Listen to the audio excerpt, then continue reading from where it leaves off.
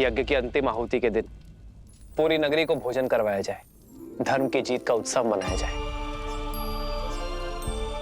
माताओं को भी गौतम ऋषि के आश्रम से घर आने का निमंत्रण दिया जाए। तुम्हारे पुत्रों को भी गुरुकुल से घर बुलवाया जाए। कितना शुभ अवसर है ना, इतने वर्षों बाद पूरा परिवार साथ होगा। बस अब एक ही इच्छा मन के सागर में गोते लगाई जा रही है कि त्रिकालदर्शी भगवान वाल्मीकि शीघ्र अतिशीघ्र लवकुश को अयोध्या लेकर आए। जब से उनकी मन की बात का बोध हुआ है, तब से हमारी उनसे मिलने की इच्छा और प्रबल हो गई। जब वो आए ना, तो सबसे पहले हमें बताइएगा। हम उनके लिए स्वादिष्ट भोजन बनाएंगे और देखना वो झटपट सब चट कर जाएंगे।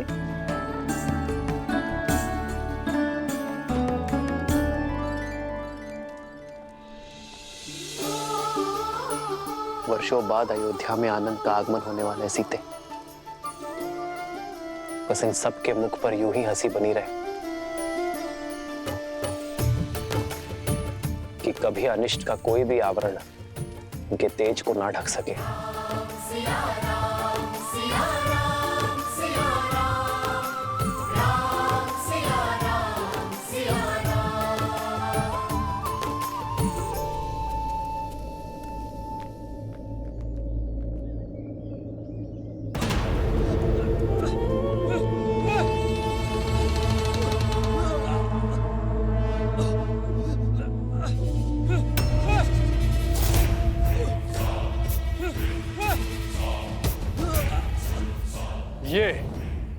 ये भिक्षा देकर मेरा अपमान कर रहे हो?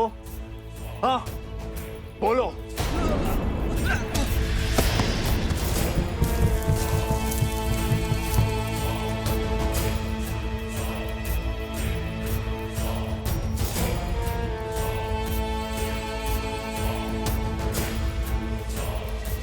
मैंने अपना जीवन दांव पे लगाकर तुम सबकी सहायता के लिए सभी राक्षसों को इस गुफा में बंदी बनाकर रखा है।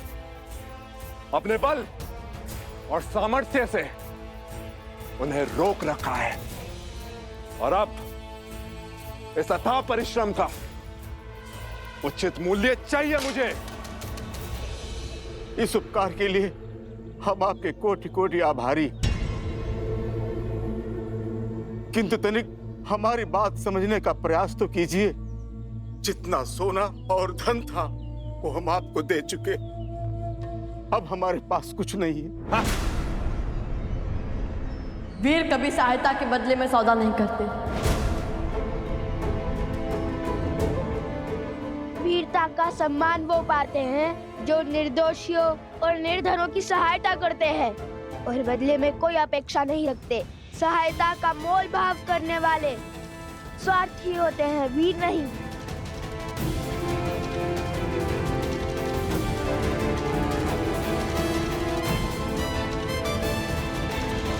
ऋषि कुमार, आप क्यों अपने प्राण दांव पर लगाते हैं? चले जाइए यहाँ से। हमारी समस्या आपके सामर्थ्य से बाहर है। उसका निर्णय हम स्वयं लेंगे। आप केवल अपनी समस्या बताइए।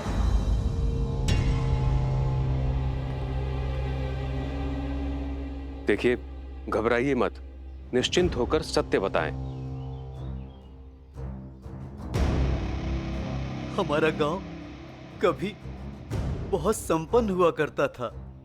महाराज राम की छत्र छाया में हम फल फूल रहे थे और फिर अभी कुछ दिनों पहले एक बड़ी अनोखी घटना घटी। लगता है इस बार वर्षा अच्छी होगी, फिर तो फसल भी अच्छी होगी।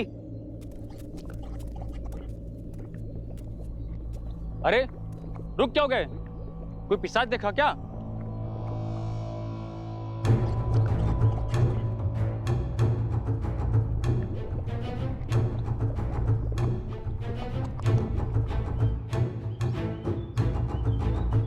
हे ईश्वर, ये कैसा दलदल है? मैं जड़ी बूटियां लेने वन गया था।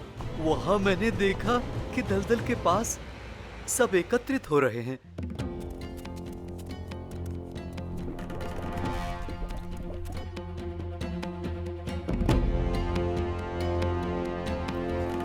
मुझे किसी नकारात्मक ऊर्जा का आभास हो रहा है। फिर क्या हुआ? मैंने देखा कि इसे ही देखते रहोगे, आगे बढ़ोगे।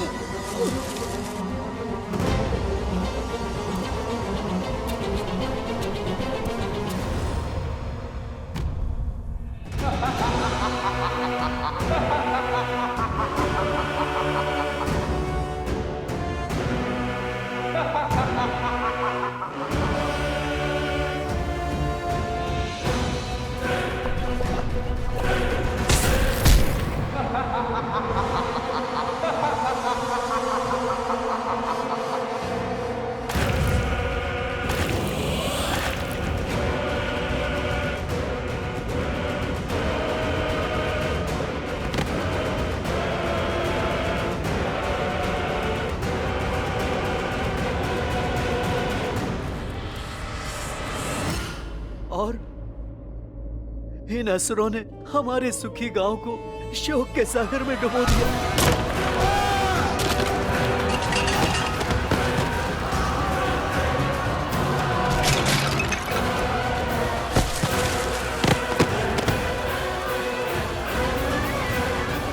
ये देखिए, ये हाहाकार उन्होंने मचाया है और फिर ये आए हैं हम असहायों के रक्षक बनकर।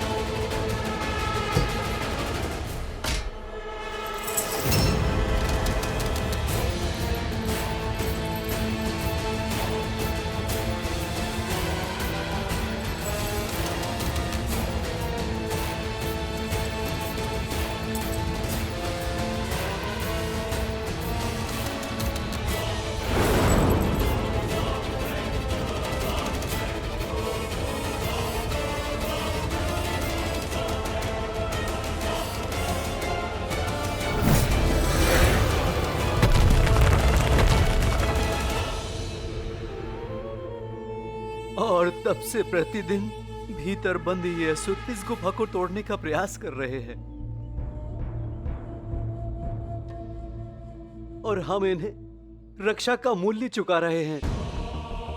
ना जाने हमारे गांव के युवकों पर कौन सी आसुरी शक्ति हावी हो गई है कि उन्होंने अपने ही परिवारजनों का अंत करने का प्रयास किया है। पर राम राज्य में किसी पाप, किसी अधर्म और किसी आसुरी शक्ति का कोई स्थान नहीं है। हो ना हो ये किसी दुष्ट की योजना है जो श्री राम के स्वप्न को ना पूरा होने का षड्यंत्र है।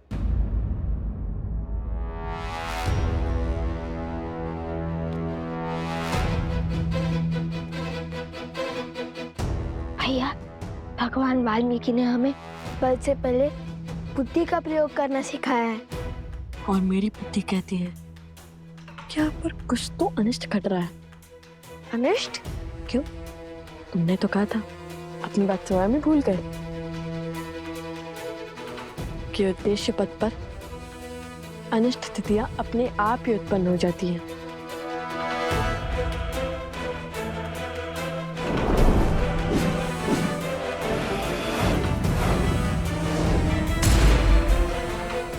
भैया, एक बात समझ में आ गई आज। जहाँ हम होते हैं वहाँ परिस्थितियाँ विकट मोड़ ले ही लेती हैं। कितनी ही बार हमने ऐसी कठिनाइयों का सामना किया है, कोई तो है जो हमारे विरुद्ध खड़ा है। हमें बार बार विपरीत परिस्थितियों में ढकेल रहा है। हाँ, संयोग तो देखो, यहाँ पर मायावी शक्तियाँ हावी हुई और वहाँ पर रक्षण भी उत्पन्न हो गया। राक्षस नहीं, ईश्वर कहिए भैया।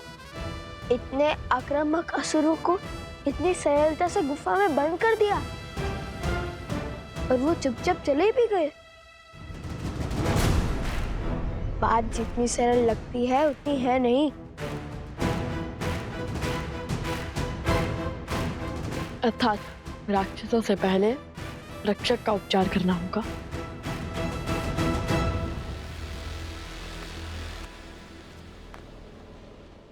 लव कुश, ये समस्या मुझे हल करने दो।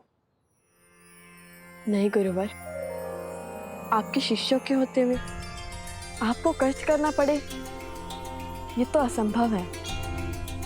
हाँ गुरुवर, ये जो कुछ भी हो रहा है कहीं ना कहीं हमारे कारण ही हो रहा है, इसलिए इस अनुचित को उचित हम ही करेंगे।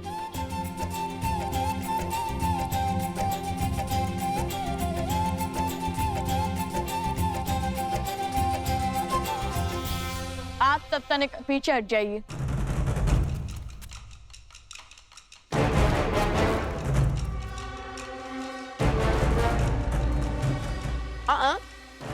तुम कहाँ चले?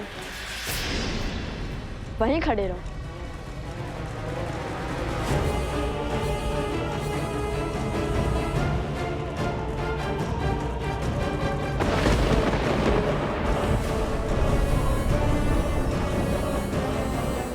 फिर से फंसा दिया महाराज।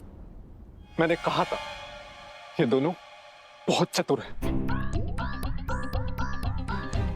कोई ना कोई चाल अवश्य चलेंगे। फिर से मुझे पिटवाने का इंतजाम कराया आपने। करने क्या वाले हैं ये दोनों? गुफा के भीतर क्यों नहीं जा रहे? वही तो मैं भी सोच रही हूँ भैया।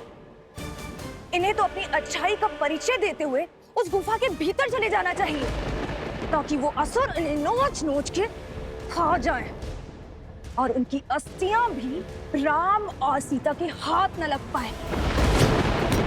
बस अब ये बानासुर कोई मूर्खता न कर बैठे।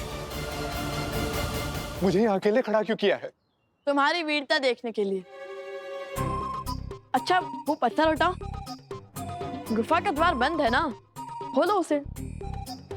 अच्छा, तो तुम दोनों भीतर जाना चाहते हो? सब पता चल जाएगा, पहले द्वार तो खोलो। हाँ, अभी हटाता हूँ।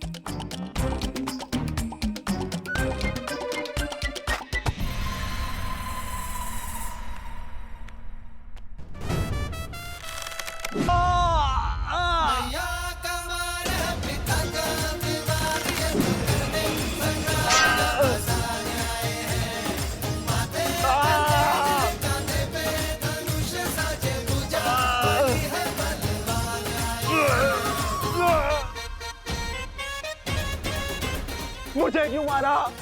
क्योंकि तुम रक्षक नहीं, भक्षक हो, बहुरूपी हो।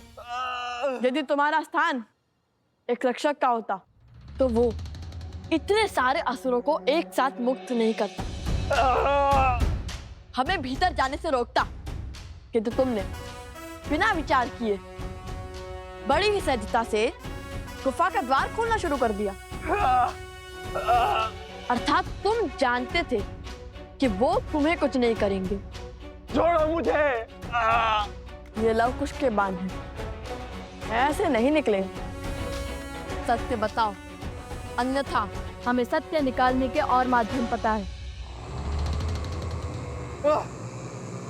महाराज, बचाइए मुझे। महाराज, कौन है तुम्हारा महाराज? पूर्ण सत्य बताओ, अन्यथा। बताओ।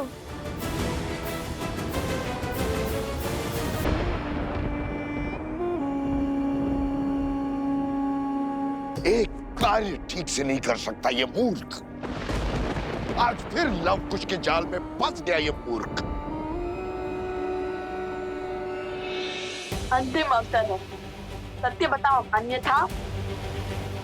महाराज, बचाइए मुझे, बचाइए महाराज, बचाइए महाराज, बचाइए मुझे।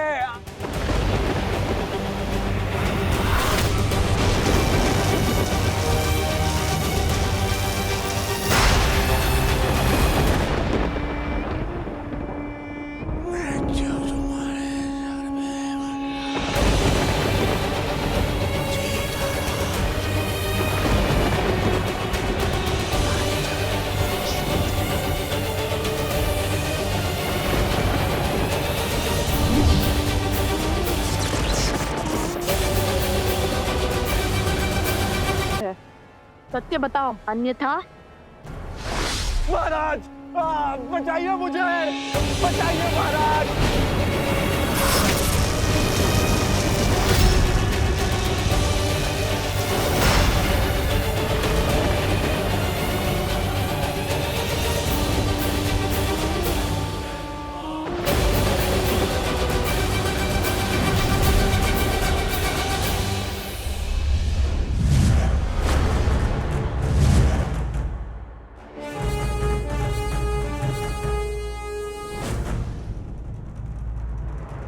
तुम्हारा संदेह उचित था, ये कोई छली ही था। चिंता अपनी नहीं, इन युवकों की है जिन पर मायावी शक्तियों का उपयोग किया इसके महाराज ने। वो उन्हें तो बचाना होगा ना। यदि वो गुफा में बंद रहे तो उनके प्राण चले जाएंगे। यदि इन्हें खुला छोड़ा गया तो वो अपने ही गांव वालों को मार डालेंगे।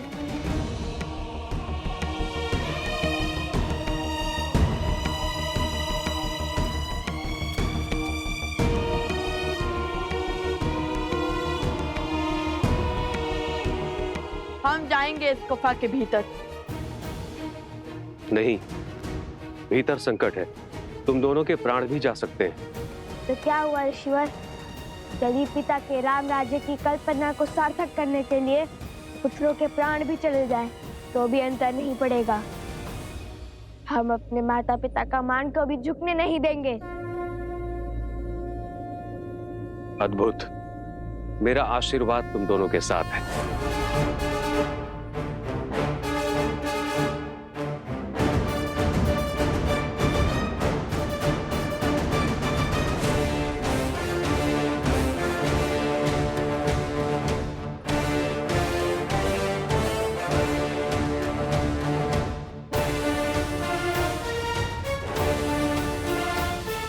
रोकिए ही नहीं, ये अबोध बालक है, कैसे लड़ पाएंगे उन राक्षसों से। निश्चिंत रहिए, ये कोई साधारण बालक नहीं, हर असंभव को संभव करने वाले लव कुश हैं।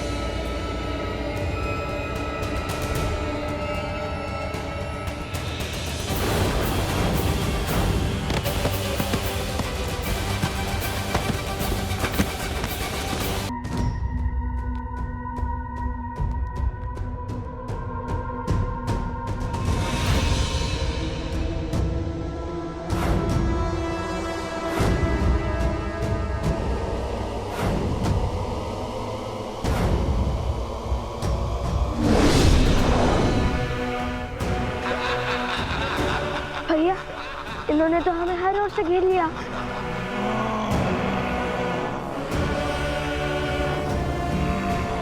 हम इन पर हर और से वार करेंगे। ये लड्डुओं को गोल बनाइए। उर्मिला, तुमने कह तो दिया कि नवकुश के लिए स्वादिष्ट भोजन तुम स्वयं बनाओगी, किंतु वो आएंगे भी तो रहेंगे तो ऋषि कुमारों के भांति। भोजन में सबके साथ बैठ के पंगत में ही करेंगे, अर्थात अयोध्या में पधारे सभी ऋषियों के लिए भोजन तुम स्वयं बनाओगी। क्यों नहीं? जो सीता और राम के मिलन के लिए पूरे रघुकुल और वानर सेना से भिड़ गए, वो कितने असाधारण होंगे। जिनकी प्रतीक्षा साक्षात श्री राम को है, वो कितने महत्वपूर्ण होंगे। उनके आव भगत में कोई कमी नहीं आनी चाहिए। इतनी प्रतीक्षा तो पितामह ने हमारी भी नहीं की। पुष्कर, मेरे पुत्र,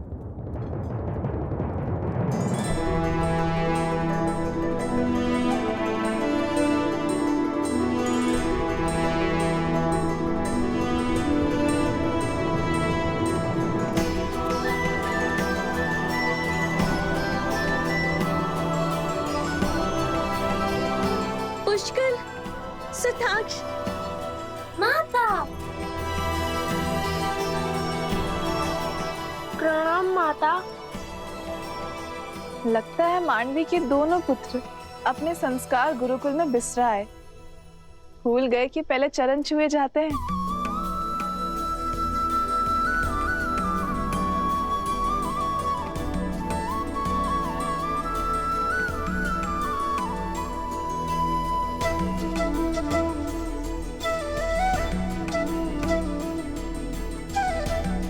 चाची माँ, अब तो बता दीजिए, पितामह उन ऋषि कुमारों से मिलने के लिए इतने उत्सुक क्यों हैं? ऐसी क्या बात है?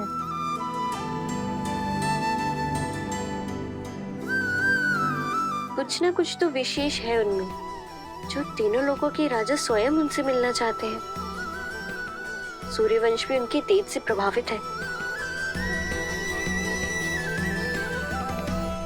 जो भाव कभी हमारे लिए नहीं उमड़े, वो भला लव कुश के लिए क्यों?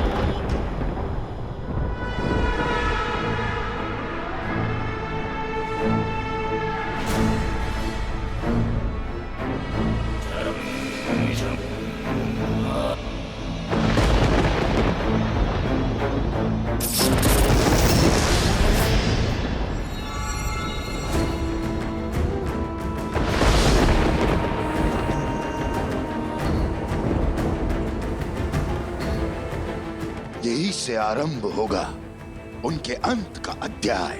यही लिखी जाएगी उनके संहार की कथा। आज उनका धर्म भी उन्हें नहीं बचा पाएगा। मेरे अस्त्र लो और कर दो लव कुश का अंत।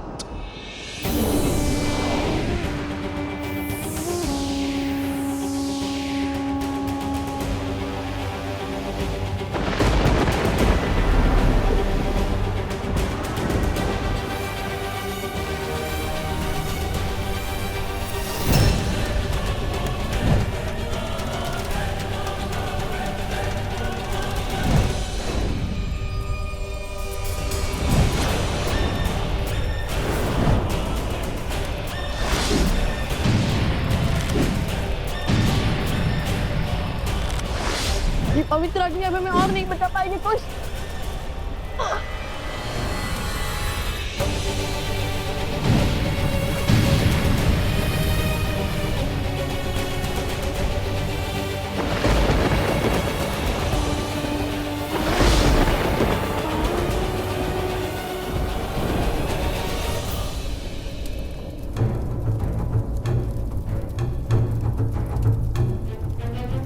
भैया, ये कैसी माया है? अभी तो निहत्थे थे। अकस्मात इनके हाथों में इतने अस्त्र कहाँ से आ गए? कोई तो है जो इन्हें नियंत्रित कर रहा है।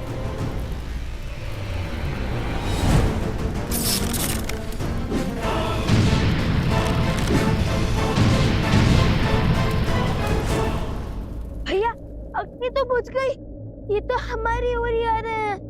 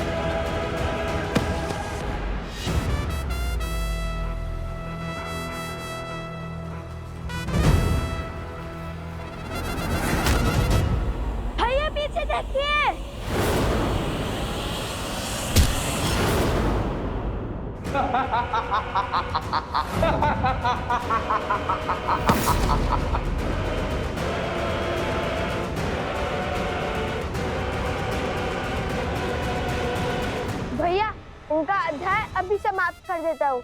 नहीं कुश, ये असुर नहीं है। यदि ये असुर होता तो इसी क्षण इनका अंत हो जाता, किंतु केवल इनकी बुद्धि पर किसी असुरी शक्ति की माया हावी हुई है। ये अपने सुध खो बैठे हैं। कुश, हमें इन्हें इनकी सुध लौटानी होगी।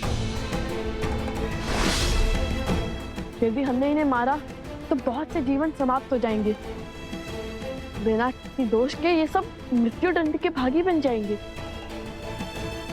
भैया, तब तक के ये हमें ही ना मार गिराए।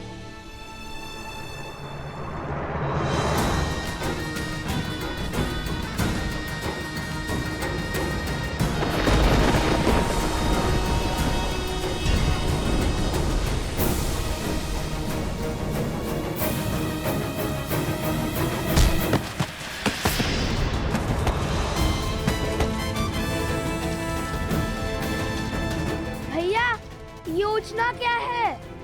देखने, समझने और प्रतीक्षा करने में रहेंगे तो प्राणों से हाथ धो बैठेंगे। कुश, कुश, कुश!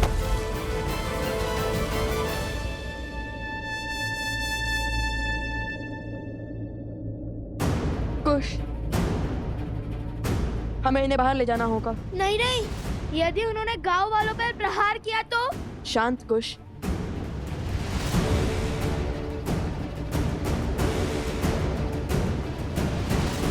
समझ गया।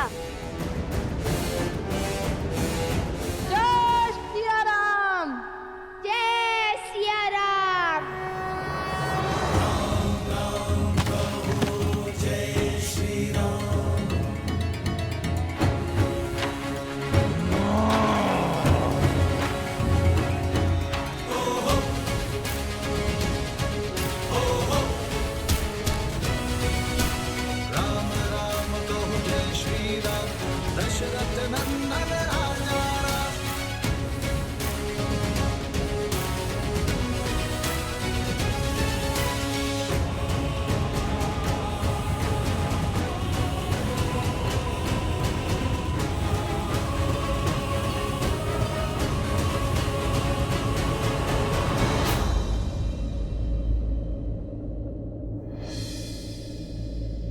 जय बजरंगबली।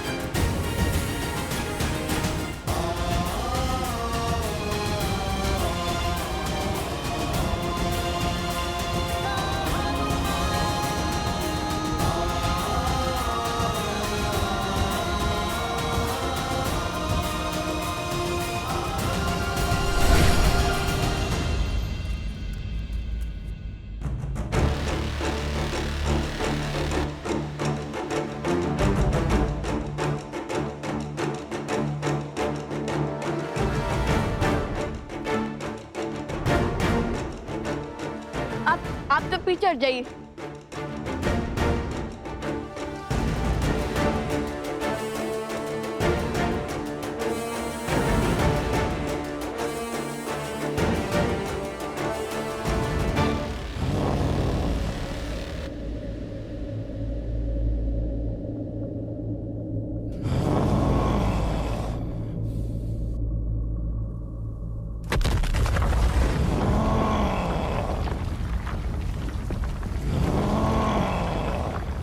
भैया वो आ रहे हैं।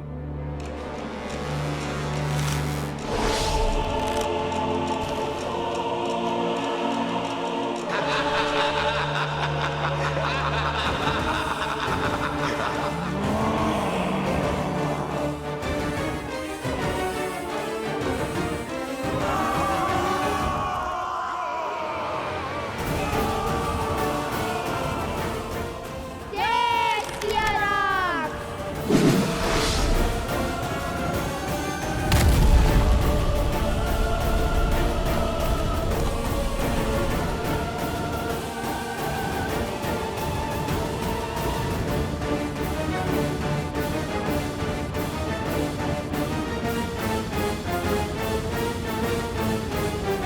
अब वो बाहर नहीं निकल पाएंगे। नहीं कुछ कार्य अभी शेष है, हमें इन्हें सुध में लाना होगा। कार्य का दूसरा पड़ाव याद है ना तुम्हें?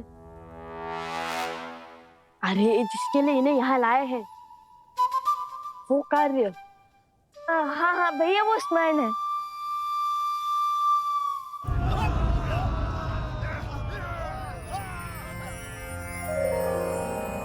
हे ऋषिवर, हम इन्हें यहाँ बाहर इसलिए लिया ताकि इनके जीवन की रक्षा हो सके। ये किसी असुरी शक्ति की माया के जकड़ में है और ये अपवित्रता के दलदल में है, जिसे केवल पवित्रता का सागर ही उभार सकता है।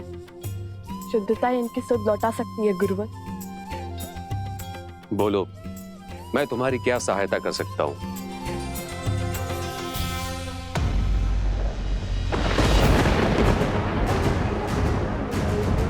दाता गंगा माता नमो नमो, ओम अमृत रूपनी नमः।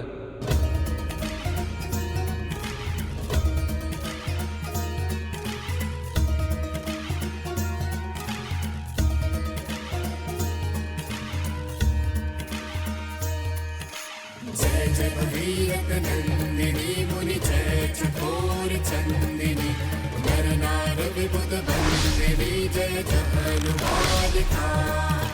विष्णु पद सरोज जासी, शीस पर विभासी, दासी पुनरुरासी पाप चालिका।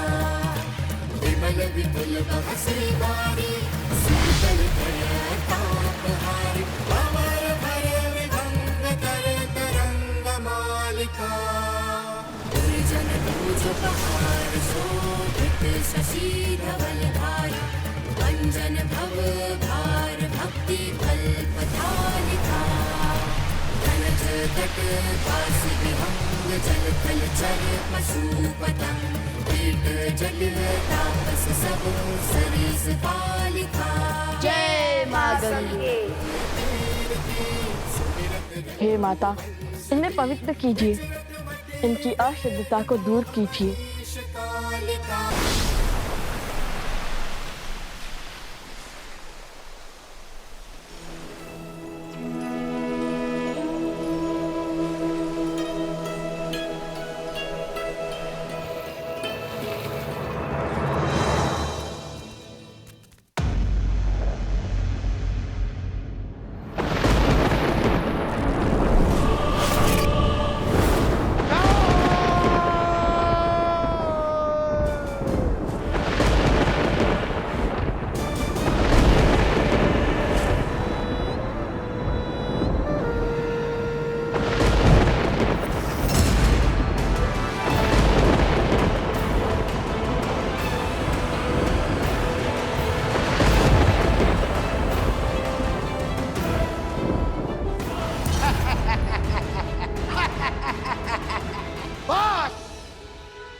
बस बहुत हुआ, अब मैं करूंगा लव कुश से युद्ध।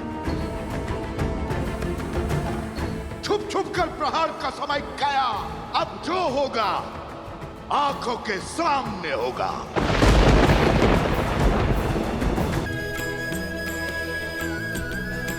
लव कुश, तुम दोनों ने केवल इनका ही नहीं, इस गांव का भी उद्धार किया है, संसार को शुद्धता का मार्ग दिखाया है। प्रभु श्री राम का आशीर्वाद तुम दोनों पर सदा बना रहे।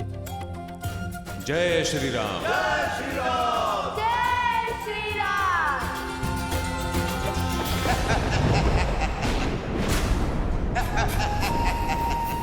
फिर हार गए?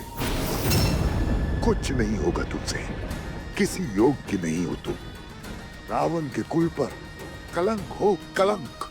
तुम इतने निर्बल हो कि 2 बालकों से युद्ध नहीं कर पाए।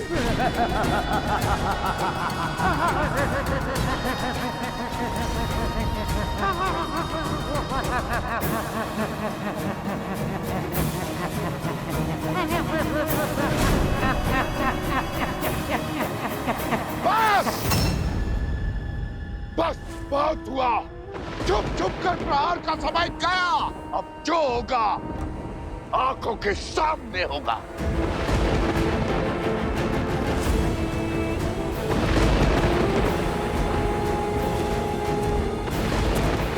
रोकिए इन्हें। क्रोध में मनुष्य सदैव अनुचित कार्य करता है।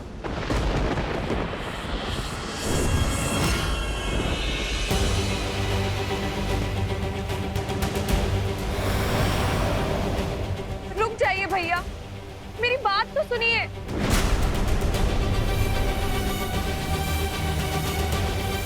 नहीं, मत छुड़ो इसकी।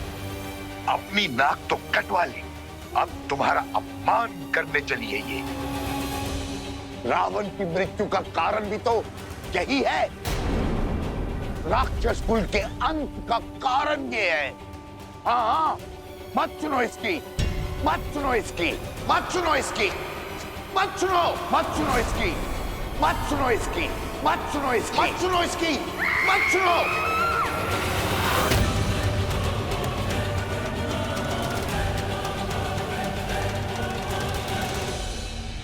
ये तो केवल शीश है भैया, आपके मार्गदर्शक है, आपका बल है, किंतु बुद्धि वो तो आपके भीतर है भैया। उन्हें अपने मस्तिष्क को नियंत्रित मत करने दीजिए। लव कुश को युद्ध के लिए ललकार कर हराना असंभव है भैया। उन्हें देवताओं का आशीर्वाद प्राप्त है। एक योजना सफल नहीं हुई तो क्या हुआ? यदि 100 योजनाएं भी सफल नहीं हुई तो भी क्या हुआ? हम अथक प्रयास करेंगे भैया। भैया, मुझे एक और प्रयास करने का अवसर दीजिए। छल और कपट के बिना लव कुश को हराना संभव नहीं है भैया। विनती है मेरी भैया, रुक जाइए। मैं जब तक लौटकर वापस ना आऊं, आप गुफा से बाहर मत निकलिएगा।